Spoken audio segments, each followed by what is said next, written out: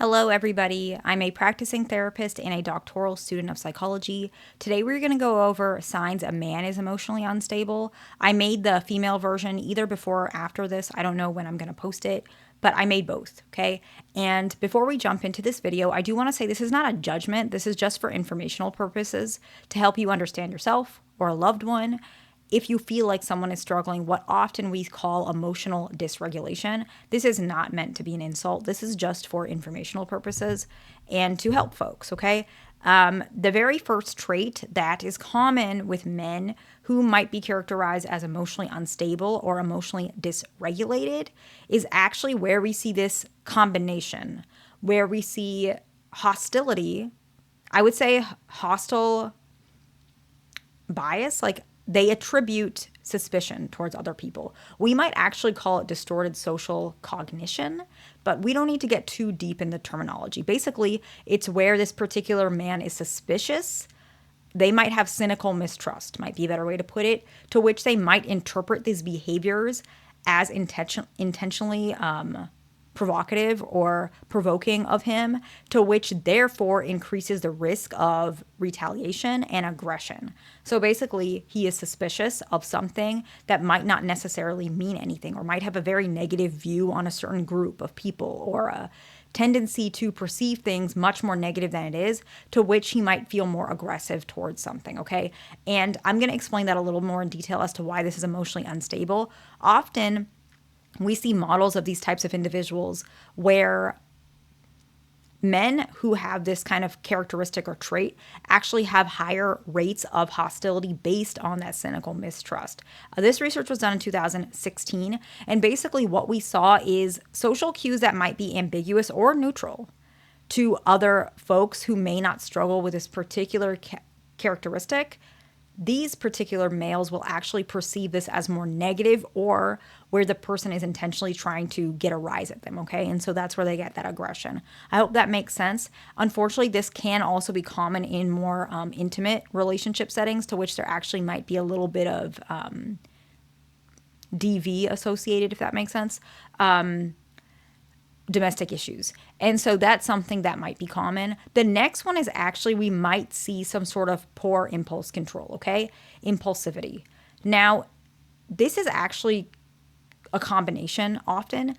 We might see impulsivity in terms of the correlation between emotional instability, but we also see, particularly in males, we might see some sort of aggression involved in this impulsivity. So it might be impulse control regarding anger. It might be impulse control regarding how you perceive communication with other individuals. It might be how you manage your money. It might be how you eat. It might be how you perform at your job. You might have these behaviors that are attached to your emotions. And we can actually see, unfortunately, men who struggle with impulse control it does translate into more aggressive behaviors, to which we can characterize both of these as emotionally unstable. And I know this video can be a little bit heavy.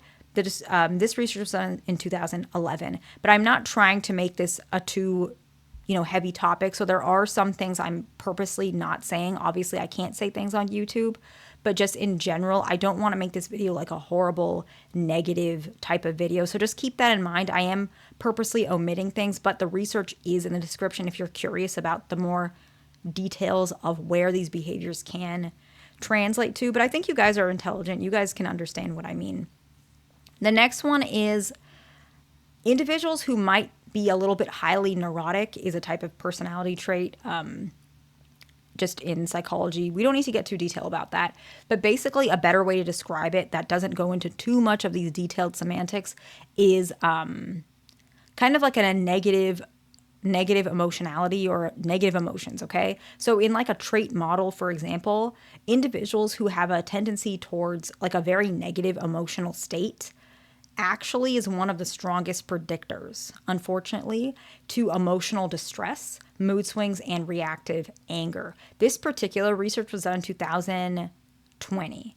And basically, we saw individuals who score a little bit higher on anxiety, depression, obviously this emotional instability, but neurotic types of behaviors as well, into which we perceive things more negatively.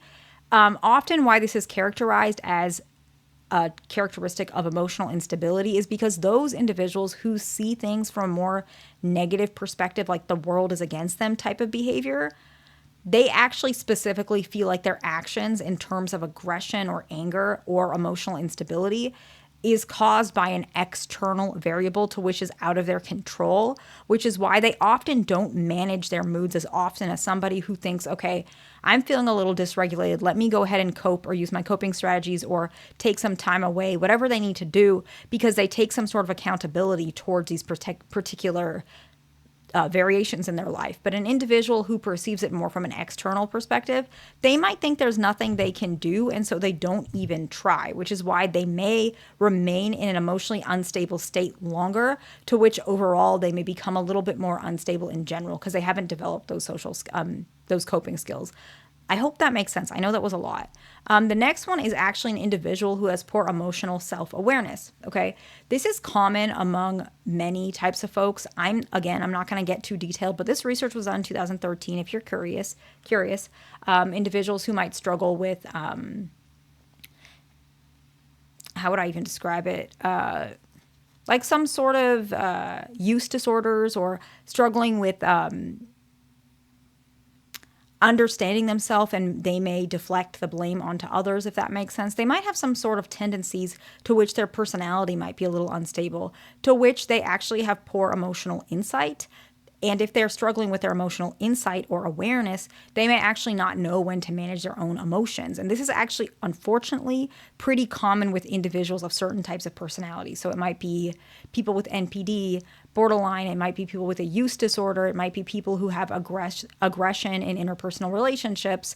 You guys know what I mean by that. And so individuals who are not aware of what they are perceived by other people or how they affect other people in terms of their emotions, unfortunately, this is a risk factor to a man that is emotionally unstable, to which can also be risky for other behaviors. Okay, the next one I think is really interesting. A lot of people I feel like know this, but it's kind of hard to describe it. This research was done in 2017, and this is basically a combination of two things, okay? This is a combination of low agreeableness and a combination of low negative mood. The way I actually looked at it was more like the negative mood, and you can read the research if it's accessible, that low negative mood might actually cause some of that low agreeableness. Basically, it means they are unwilling to compromise because they might feel like the world is against them, or it's a very negative a negative perspective of the world. So people who score very high on the proneness, I guess, of negative emotions, they're very prone to negative emotions. They are prone to emotional instability. They actually are very low on agreeable characteristics, so agreeableness, and that actually translates onto types of aggression, okay? I'm not going to get into too much detail about that, but even indirect aggression, into which this suddenly becomes a sort of pathway or particular cycle where we see that negative sense of perspective, then more frequency of that negative affect or anger, to which translates into a higher aggression. So you will see this person kind of go into this cycle, which is why it's like an emotional instability. They're first a little bit more negative or more negative towards their outlook, whatever it may be. So they may be perceived as very withdrawn or cynical. And then you might see this behavior kind of have these frequent outbursts of anger, up and down fluctuation, to which in general they become more aggressive as a person. They may believe that it's okay to say X, Y, and Z because they feel almost like it's not their fault, the situation they're in. And unfortunately, this is obviously a person who over time becomes more and more emotionally unstable. And the next one is not necessarily a lack of awareness, but sometimes what happens with folks is people who might be emotionally unstable is they may struggle with anger or impatience, but they don't have those effective coping skills, okay?